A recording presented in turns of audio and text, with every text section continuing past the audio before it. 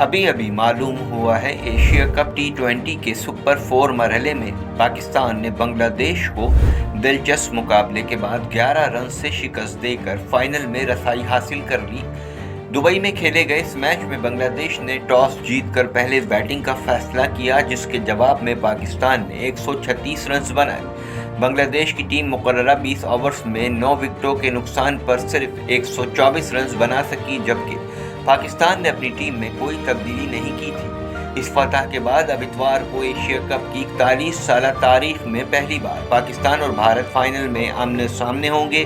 اگرچہ بھارت 8 مرتبہ کے ساتھ سب سے زیادہ اور پاکستان 2 بار ٹرافی جیت چکا ہے، لیکن 28 ستمبر کو دونوں ٹیموں کا فائنل میں مقابلہ تاریخ کا پہلا واقعہ ہوگا، جس کا تمام کرکٹ شائقین کو بے چینی سے انتظار ہے۔